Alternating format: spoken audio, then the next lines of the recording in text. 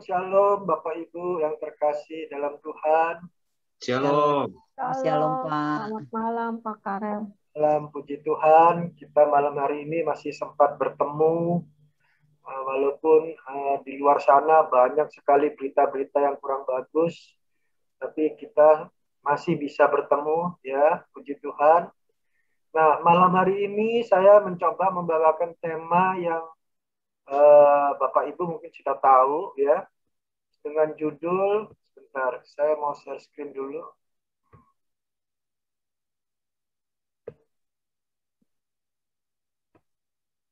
Apakah ini sudah kelihatan, Bapak Ibu? Iya, sudah. Sudah kelihatan ya. Oke. Ya. Tema saya berjudul berdoa, titik berbicara kepada siapa. Ini bukan satu tema yang saya muncul dengan sendirinya, ya. Tapi ini merupakan satu pergulatan dari teman saya, ya. Jadi teman saya di kampus, di kuliah itu, dia pernah berbicara kepada saya, "Brother, berdoa itu berbicara kepada siapa sih?" Gitu kan. Terus lalu dia berargumentasi, kalau berbicara pada Tuhan, kok kayaknya nggak cocok deh manusia berbicara pada Tuhan dengan gayanya seperti itu, dengan apa namanya, cara bicaranya seperti itu, nggak cocok deh katanya gitu. Nah, paling cocok dia tuh berbicara pada diri sendiri katanya. Kenapa? Saya tanya lagi, kenapa kok berbicara pada diri sendiri? Iya, soalnya dia ngomongnya seenaknya sendiri kalau ngomong gitu ya. Nah, terus bukti apa? Buktinya kalau nggak dikabulkan, marah-marah, ya, marah-marah, kemudian lalu ngambek, lalu meninggalkan Tuhan, gitu ya. Nah, intinya pokoknya teman saya itu mengatakan orang berdoa itu berbicara pada diri sendiri, bukan pada Tuhan, katanya gitu ya. Tapi malam hari ini saya ingin mencoba untuk mengembalikan ya porsi berdoa itu kepada siapa sih sesungguhnya itu ya. Yang satu, bukan komunikasi antara saya dengan diri saya sendiri. Ini yang harus kita pegang ya. Kalau kita berdoa, bukan berarti kita berbicara dengan diri saya sendiri. Kalau ini nggak kita pegang, nah, ya itu yang repot nanti ya. Jadi kita pegang dulu, sebelum kita berdoa, kita ingat-ingat bahwa saya akan berbicara dengan bukan dengan diri saya sendiri. Kalau bukan dengan diri saya sendiri, berarti saya berbicara dengan siapa? Komunikasi antara pribadi saya sebagai manusia dengan pribadi yang ilahi atau Allah. Nah, berarti saya ini manusia, ya, manusia tentunya dengan gaya manusianya itu ingin menghampiri Allah yang benar-benar kudus, ilahi, ya. Nah, bagaimana saya harus berbicara dengan sesuatu pribadi yang ilahi, ya? Itu ada tata keramanya, ya. Berbicara dengan Allah sebagai pribadi tentunya ada tata keramanya, ya. Jadi nggak bisa kita berdoa asal-asalan, suka-sukaku, ya, semau gue, asal ngomong aja. Sebetulnya nggak masalah sih, Tuhan nggak masalahin. Ya, kita ngomong gaya apapun Tuhan nggak masalahin. Gitu. Tetapi pantas nggak saya berbicara dengan Tuhan dengan gaya saya sendiri, seperti saya berbicara dengan teman begitu ya. Lalu yang terakhir, kita harus pegang poinnya bahwa manusia itu membutuhkan doa, tapi Allah juga menyenangi doa. Ya, kita yang butuh doa, bukan Allah yang butuh doa kita loh. Ya, kita yang butuh doa. Nah, Allah itu menyenangi doa kita. Klop kan? Jadi manusia butuh doa, tapi Allah menyenangi doa. Berarti kita bisa untuk masuk ke dalam kekudusan Allah itu sebetulnya, ya. Saya bilang manusia membutuhkan doa itu kenapa? Ya. Pertama, manusia membutuhkan kekuatan perlindungan yang lebih besar darinya. Artinya apa? Artinya manusia itu merasa diri tidak berdaya. Ya, melawan COVID aja yang sekarang ini, manusia tidak berdaya. Ya, jadi satu-satunya cara dia harus lari kepada Tuhan. Tuhan itu adalah kekuatan pelindungan yang lebih besar darinya. Ya, jadi situasi zaman sekarang ini kita tidak bisa mengandalkan 100% akal budi kita, kepintaran kita. Ya, ini dibuktikan dengan adanya COVID. Ya, bagaimana manusia ternyata butuh perlindungan daripada Allah. Maka dia butuh berdoa kepada Allah. Ya, yang kedua, manusia membutuhkan curahan hati, curhat atas kehidupan yang sedang dialaminya. Kenapa? Karena manusia itu lemah, ya. Situasi kehidupan itu kadang kita tidak mengerti, Bapak Ibu. Kalau orang filsafat bilang misteri, Allah itu misteri, kehidupan itu ternyata juga misteri, Bapak Ibu, ya. Kehidupan itu misteri. Nah, kita nggak ngerti, kita butuh untuk curahan hati kita. Ya, kalau kepada sesama kita ngobrol, ya. Tetapi kita butuh curhatan kepada Allah. Karena Allah yang kita anggap dia lebih berkuasa, dia lebih besar, dia lebih kuat, ya. Maka kita butuh berdoa, ya. Jadi kalau orang yang sudah meninggalkan berdoa, berarti dia sudah tidak butuh tempat curhat lagi kepada Allah, ya. Dan yang ketiga, manusia rindu untuk mencicipi kebahagiaan abadi di surga. Karena manusia adalah makhluk rohani. Ya. Jadi Bapak Ibu, kalau Bapak Ibu sudah tidak mau berdoa, sama saja Bapak Ibu sudah tidak mau mencicipi lagi kebahagiaan abadi di surga. Ya. Karena apa Bapak Ibu? Karena bagi pendoa-pendoa itu adalah satu rasa nikmat yang luar biasa ketika masuk dalam suasana berdoa. Masuk dalam kehadiran Allah, ya. Itu ada perasaan nikmat yang luar biasa, ada perasaannya sukacita yang luar biasa, ya. Itu dalam doa. Nah, Allah menyenangi doa. Sekarang tadi manusia membutuhkan doa, ya. Sekarang Allah menyenangi manusia. Menyenangi doa. Allah sangat mengasihi manusia karena Allah adalah kasih. Sifat kasih mengandaikan adanya relasi antar pribadi. Dalam hal ini pribadi ilahi atau Allah dan manusia. Nah, Bapak Ibu, Allah mengasihi manusia. Ya, masih ingat karena begitu besar kasih Allah kepada manusia sehingga Ia merelakan putranya yang tunggal supaya datang dan menyelamatkan manusia, gitu ya. Jadi di sini jelas sekali karena Allah adalah kasih.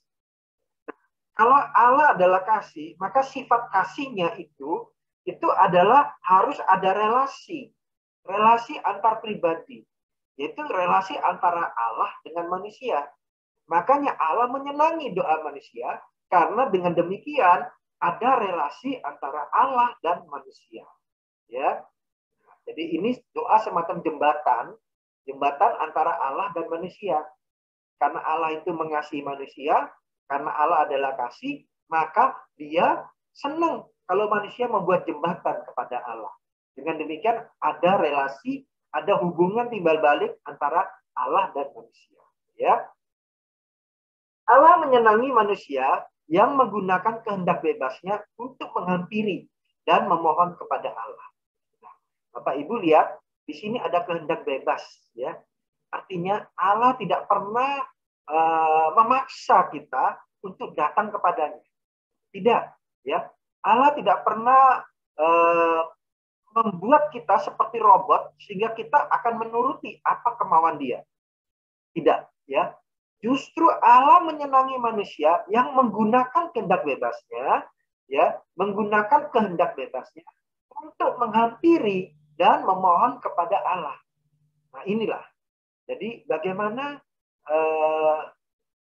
sebabnya Allah itu menyenangi doa.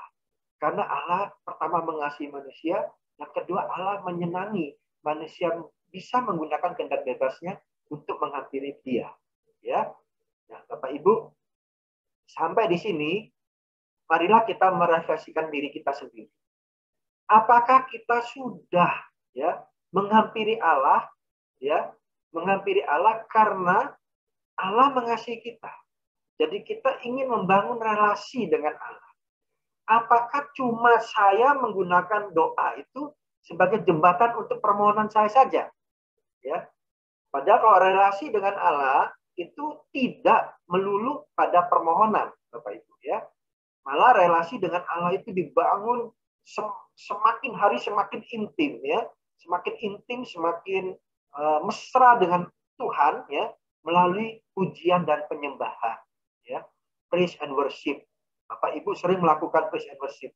Bayangkan Bapak Ibu, kalau doa Bapak Ibu tanpa praise and worship, betapa gersangnya ya, karena semuanya diisi dengan permohonan semua. Permohonan itu kayak litani ya, A sampai Z ya, semua dimohonkan. Apalagi di zaman COVID begini ya, mau tidak mau manusia juga pasti meminta pada Tuhan ya. Saya bilang Tuhan tidak melarang itu ya, karena itu memang diajarkan oleh Yesus. Mintalah maka kamu akan diberi. Ya, tetapi Bapak Ibu, semakin hari kita semakin mesra kepada Tuhan, maka percaya saya, permohonan itu semakin kecil. Ya. Permohonan itu semakin nomor 10. Ya. Semakin relasi kita semakin intim dengan Tuhan, maka permohonan kita itu menjadi nomor ke-10 atau nomor ke-100. Ya. Karena yang lebih penting adalah relasi saya dengan Allah. Ya. Saya mencintai Allah, saya mengasihi Allah, dan saya tahu Allah mengasihi saya. Ya, jadi apapun yang terjadi pada diri saya pasti dalam lindungan Dia, pasti dalam rencana Dia. Itulah yang kita inginkan ya dalam berdoa itu. Kita lihat di Yeremia 29 ayat 12 sampai 14. Bapak Ibu silakan baca di tempatnya masing-masing. Saya akan bacakan melalui PowerPoint ini ya.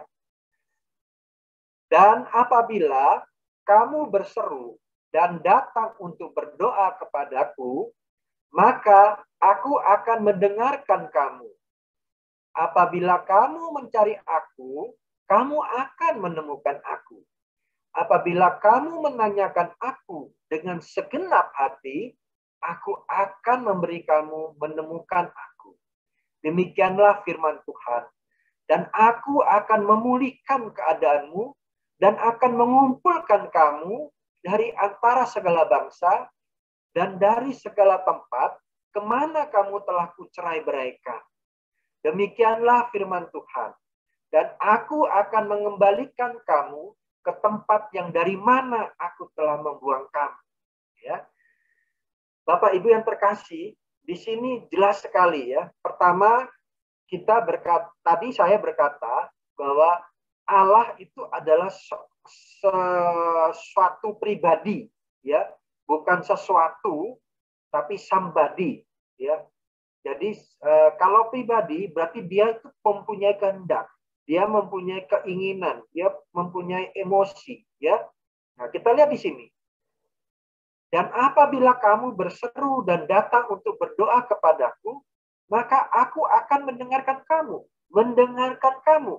Berarti ini satu pribadi. Ya. Apabila kamu mencari aku, kamu akan menemukan aku. Menemukan aku, menemukan siapa? Menemukan Allah. Allah yang hidup. Ya. Allah yang bisa mendengarkan saya. Ya. Apabila kamu menanyakan aku dengan segenap hati, aku akan memberi kamu menemukan aku. Menemukan aku artinya apa? Menemukan jawabanmu. Ya. Jadi, Bapak Ibu yang terkasih, di sini apabila kamu menanyakan aku dengan segenap hati, ya. Nah, Bapak Ibu, ada kata rangkaian kata dengan segenap hati, ya. Menanyakan aku dengan segenap hati. Jarang sekali Bapak Ibu orang yang berdoa itu dengan segenap hati, ya.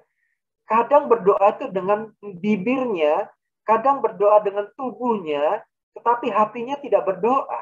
Ya, di sini ditekankan dengan segenap hati. Ya, nanti kita akan pelajari apa itu dengan segenap hati. Ya, tetapi percaya saja, firman Tuhan mengatakan kalau kamu menanyakan aku dengan segenap hati, kamu akan mendapat tahu.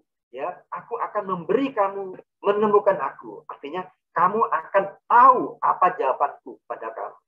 Ya. Aku akan memulihkan keadaanmu. Nah, ini jawaban Tuhan. Aku akan memulihkan keadaanmu dan akan mengumpulkan kamu dari antara segala bangsa dan segala tempat kemana kamu telah kucerai-beraikan. Ya, kemana kamu telah kucerai-beraikan. Artinya kamu ditempatkan oleh Tuhan di mana saja, ya, di seluruh pelosok dunia ini itu akan dikumpulkan, ya, dikumpulkan dalam persekutuan doa Santa Monica malam hari ini, ya. Kemudian demikianlah firman Tuhan, dan aku akan mengembalikan kamu ke tempat dari mana aku telah membuang kamu. Ya, Bapak Ibu yang terkasih, luar biasa. Inilah pribadi. Ya, kalau begitu, saya harus bagaimana dong? Berdoa itu supaya saya itu layak di hadapan pribadi yang begitu kudusnya. Ya, supaya apa? Jangan berpikiran supaya doa saya dikabulkan. Aduh, kalau ngomong doa dikabulkan tuh nanti deh, ya. Relasi, saya membangun relasi dulu, ya. Relasi yang intim dengan Tuhan. Itu yang penting, ya. Karena semuanya itu adalah bonus, Bapak Ibu. Semuanya itu akan terjadi dengan sendirinya, ya. Tuhan akan mengabulkan. Tuhan sudah bilang, saya akan apa? Memulihkan keadaanmu. Sudah, nggak usah pikir-pikir. Nggak usah bingung-bingung, nggak usah nanya-nanya, ya. Karena Tuhan sudah katakan, saya akan memulihkan keadaan, ya. Nah, berdoa dengan segenap hati itu sudah saya rangkum ada 5, ya. Keintiman, kekaguman atau worship, penundukan, submission to his will, keyakinan, faith and dependent, dan ketaatan. Jadi ada 5 unsur doa yang membuat kita doa itu menjadi doa dengan segenap hati. Ya. Bagaimana saya berdoa dengan keintiman? Ya. Bagaimana saya merasakan saya kalau ngomong dengan Tuhan itu seperti papa saya, seperti mama saya. Ya. Artinya saya tidak doa dengan kacau gitu ya, tapi saya ada keintiman, tetapi juga ada kekaguman. Artinya saya menyembah dia, saya menghormati dia. Ya. Walaupun saya intim sebagai bapak saya, tapi saya juga mengagumi dia karena dia adalah kudus. Dia ada di sorga.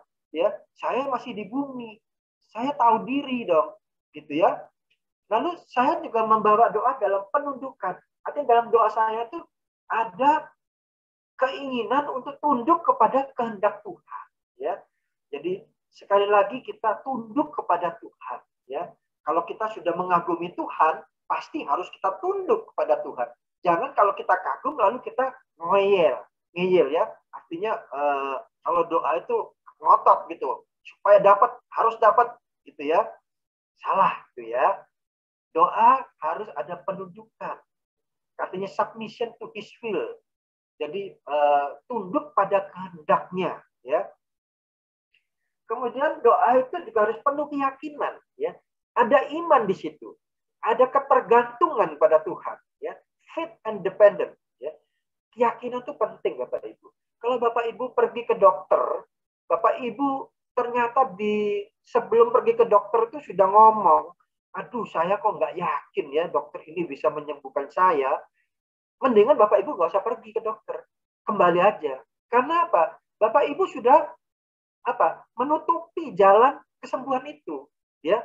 Jadi kalau Bapak Ibu tidak punya keinginan, tidak punya keyakinan, faith and dependent, Bapak Ibu jangan berdoa, percuma, ya. Berdoa itu harus yakin, ya. Dan yang terakhir ketaatan, ya. Taat, Bapak Ibu, ya. Jadi kalau ketaatan itu mengasosiasikan begini.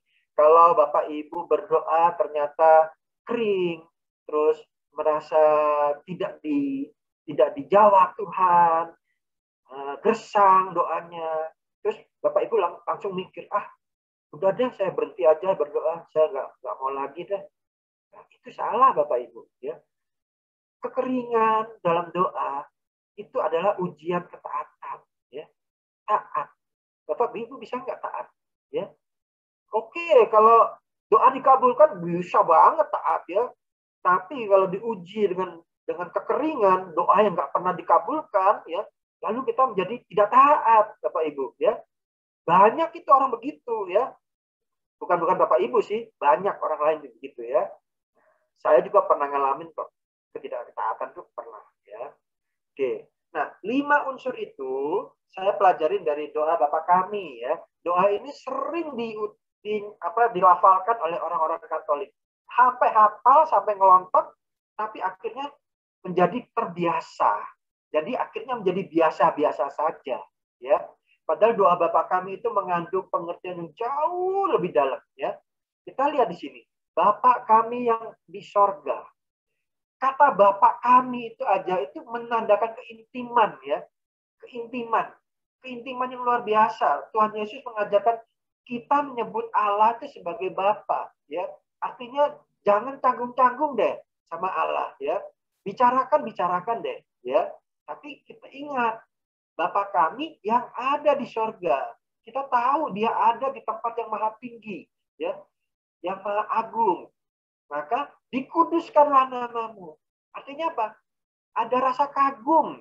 Saya ini mengagumi Allah, ya. Maka terkuduslah Tuhan, terpujilah namamu, ya. Artinya apa? Luar biasa. Allah itu punya nama yang luar biasa. Saya kagum kepadanya.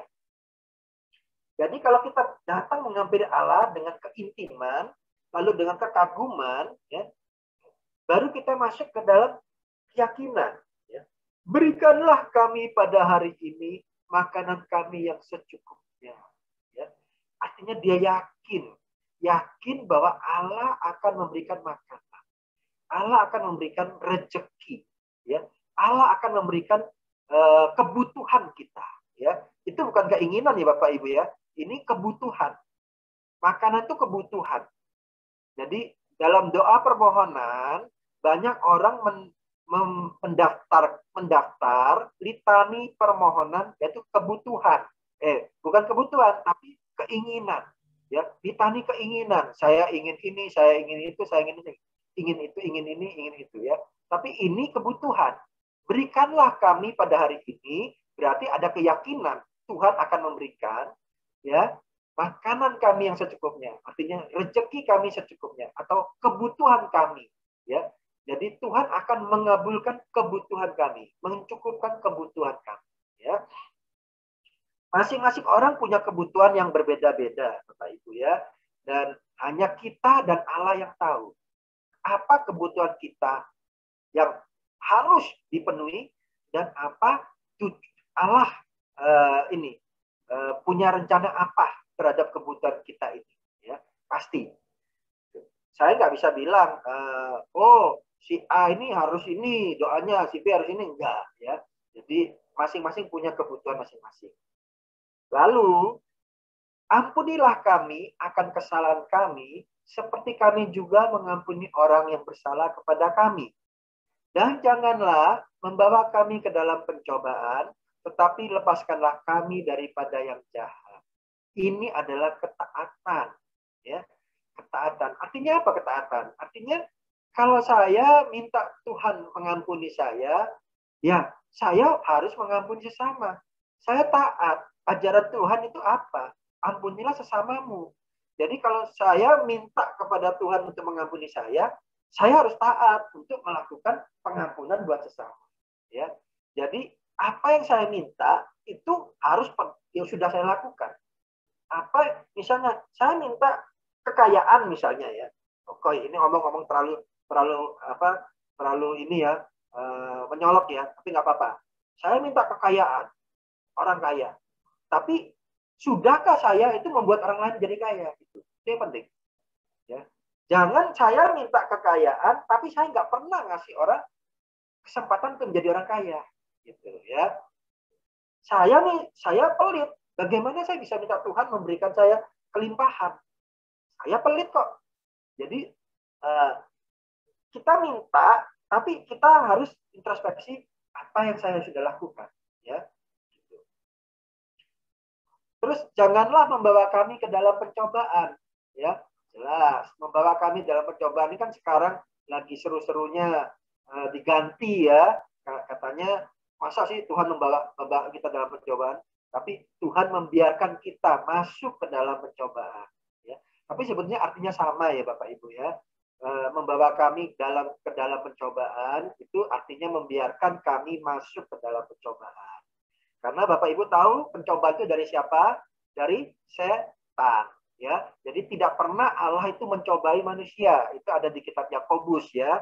Nah, tapi ini janganlah membawa kami ke dalam pencobaan, tetapi lepaskanlah kami dari yang jahat. Ya. Nah, keintiman, kekaguman, penundukan, keyakinan, dan ketaatan ini harus kita pegang dalam segala macam doa kita. Ya, ya. Doa Bapa kami, oke, kalau kita benar-benar lafalkan dengan sungguh-sungguh, ya, cobalah iramanya diatur, ya, iramanya diatur dan hayatilah setiap kata demi kata. Maka Bapak Ibu ketika melafalkan doa Bapa kami, Bapak Ibu bisa menangis, ya, Bapak Ibu bisa menangis ya. Karena apa? Bapak Ibu merasakan bahwa apa yang saya doakan ini saya itu belum bisa melakukan seperti itu. Nah, ada kesadaran diri, ya. Itu luar biasa, Bapak Ibu.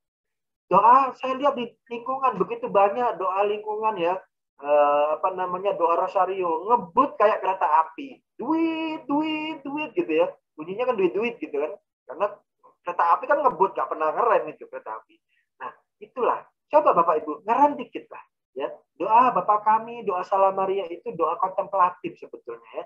Jadi artinya dengan doa itu kita merefleksikan diri kita ya, merefleksi diri kita. Ketika doa Salam Maria juga sama Bapak Ibu. Makanya di Salam Maria itu dicantumin peristiwa-peristiwa Yesus ya. Peristiwa sedih, peristiwa mulia, peristiwa gembira, peristiwa terang ya. Nah, coba Bapak Ibu kalau mendaraskan doa rosarionya dengan pelan-pelan dan dihayati, maka begitu masuk ke peristiwa, Bapak Ibu juga bisa nangis Bapak Ibu ya. Bisa merasakan betapa penderitaan Yesus itu di peristiwa sedih itu ya. Bagaimana kita akan bisa merasakan. Benar kita bisa merasakan. Kalau benar kita berdoanya dengan tepat. Ya. Nah, kalau kita tidak berdoa dengan tepat, ya begitulah. Demikian juga kalau doa pribadi, ya, doa spontan. Di dalam biasanya, kalau kita doa pribadi, orang-orang karismatik, itu ada namanya saat teduh, ya. Mungkin pagi hari, mungkin malam hari. Ya. Nah, cobalah berdoa dengan 5 unsur ini. Adanya keintiman, kekaguman, penundukan, keyakinan, dan ketaatan. Saya yakin Bapak Ibu sudah lakukan itu ya. Keintiman, kekaguman, penundukan itu bisa didapat ketika Bapak Ibu menyanyikan lagu-lagu rohani. Ya. Ketika sebelum masuk ke dalam doa, Bapak Ibu menyanyikan puji-pujian, ya, penyembahan. Ya. Di dalam penyembahan itu terdapat irama-irama ini, keintiman, kekaguman, penundukan, keyakinan, ya. Baru Bapak Ibu mulai masuk ke doa permohonan, ya.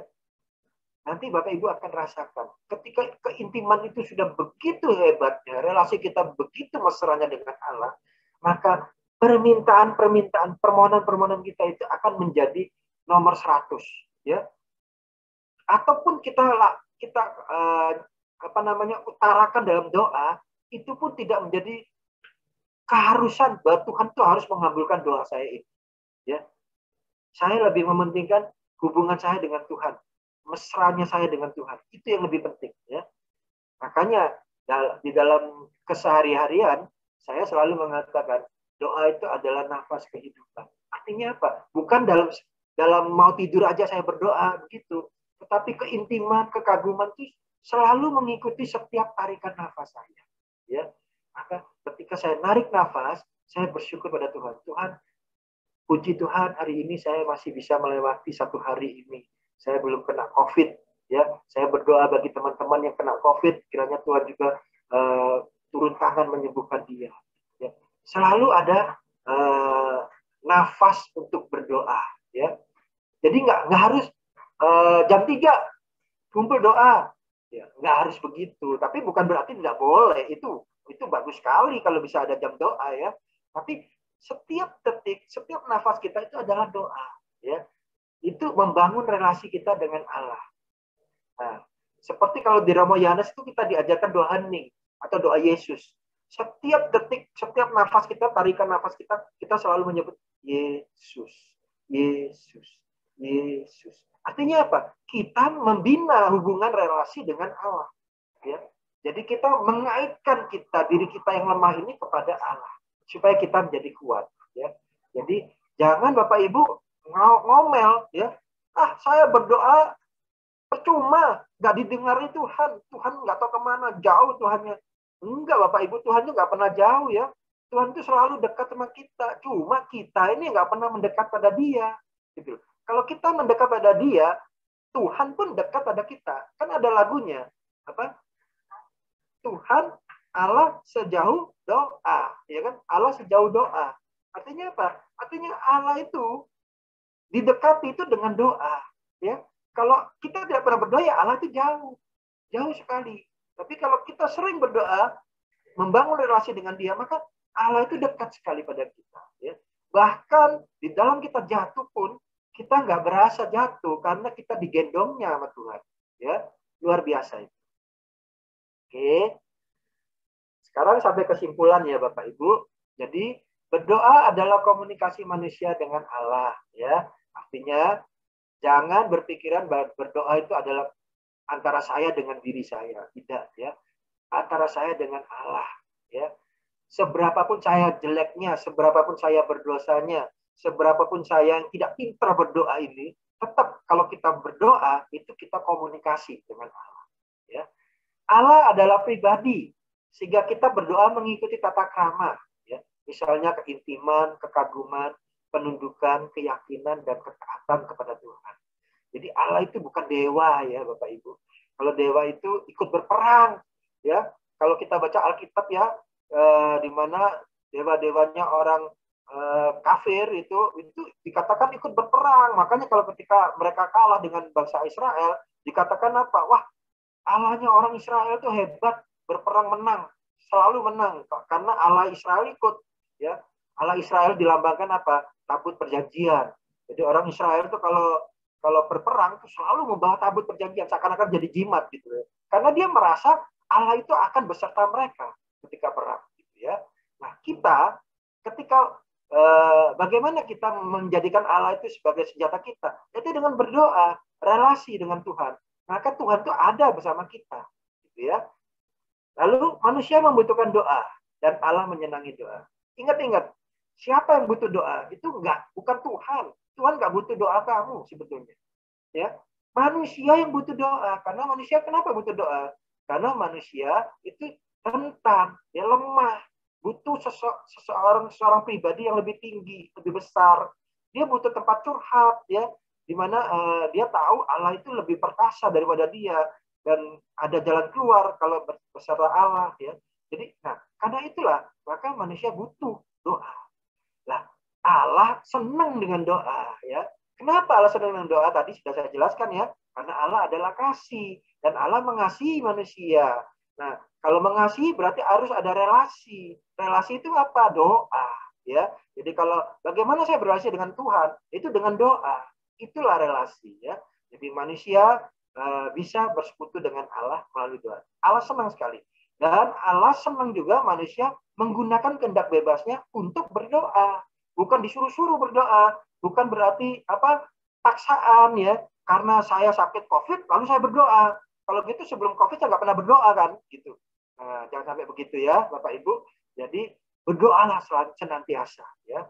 Di Paulus mengatakan berdoalah senantiasa ya.